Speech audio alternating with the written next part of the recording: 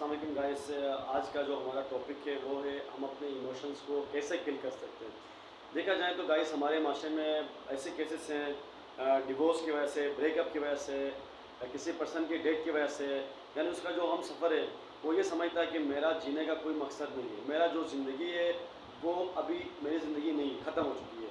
تو وہ اپنی پوری زندگی کو قبرستان بناتا ہے. تو ہمارے ساتھ بیٹھے ابراہیم بھائی سے ڈسکس کرتے ہیں. ابراہیم بھائی, آپ کیا سمجھتے ہیں کہ ہم اپنے ایموشنز کو کس طرح کل کر سکتے ہیں؟ بسم اللہ الرحمن الرحیم. انسان اپنی زندگی میں مختلف نشیب و فراز سے اپس اینڈ ڈاؤن سے گزرتا ہے. کبھی وہ ڈائیورس کا شکار ہو جاتا ہے, کبھی بریک اپ کا شکار ہو جاتا ہے. لیکن اگر ایک چیز وہ اپنے ذہن میں رکھے تو کبھی بھی وہ اپنے ایموشنز کو اپنے اوپر حاوی نہیں کر سکتا. مثال کے طور پر اللہ تعالیٰ نے قرآن مجید میں ارشاد فرمایا, لا تقنطوا من رحمت اللہ, اللہ کی رحمت سے مایوس نہ ہو. تو بھلے انسان کے اوپر کیسا ہی وقت آ جائے, وہ ہمیشہ اپنے رب سے امید باندھے, اپنے رب پر بھروسہ کرے اور اللہ کی رحمت سے مایوس نہ ہو. تو اس طرح وہ اپنے ایموشنز کو کنٹرول کر سکتا ہے, اس طرح وہ اپنے ایموشنز کو اپنے اوپر حاوی ہونے سے بچا سکتا ہے. اس کے علاوہ اللہ تعالیٰ نے قرآن مجید میں ارشاد فرمایا, وما خلقت الجن والانس الا لیعبدون, اور ہم نے جن و انس کو پیدا نہیں کیا مگر اپنی عبادت کے لیے. تو مقصد جو پیدائش کا مقصد ہے وہ بتا دیا کہ آپ کو پیدا کیا اپنی عبادت کے لیے. تو اب اور کوئی مقصد ہونا نہیں چاہیے. بھلے آپ کسی بھی سچویشن سے گزر رہے ہو, کسی بھی کنڈیشن سے, آپ سیریس کنڈیشن سے گزر رہے ہو, لیکن آپ کا مقصد تو عبادت ہے نا, وہ آپ کر سکتے ہو. تو آپ کے جینے کا مقصد ہے, میری زندگی کا مقصد تیرے دین کی سرفرازی, میں اسی لیے مسلمان, میں اسی لیے نمازی.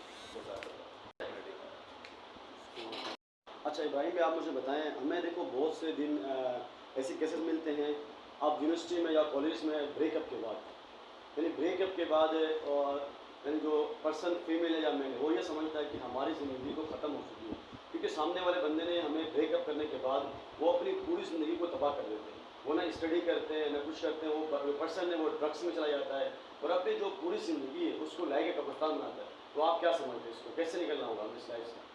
دیکھیں, سب سے پہلے تو اس کی وجہ تلاش کرنی چاہیے کہ آخر کیا وجہ ہے کہ وہ ڈرگس کی طرف اور دیگر نشوں کی طرف جاتا ہے. تو بیسیکلی ہوتا یہ ہے کہ جب انسان کسی ایسی کنڈیشن یا سچویشن سے گزرتا ہے, بریک اپ یا ڈائیورس کی, تو اسے ڈوپامین کی ضرورت ہوتی ہے.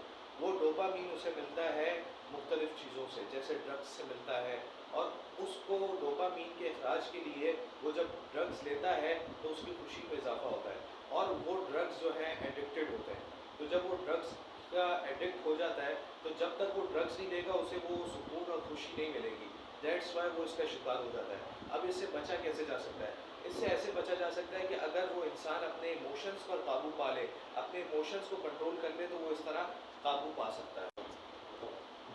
تو جناب والا, جب وہ اپنے ایموشنز پر قابو پا لیتا ہے, ایموشنز پر کیسے قابو پایا جائے, یہ ایک اچھا سوال ہے.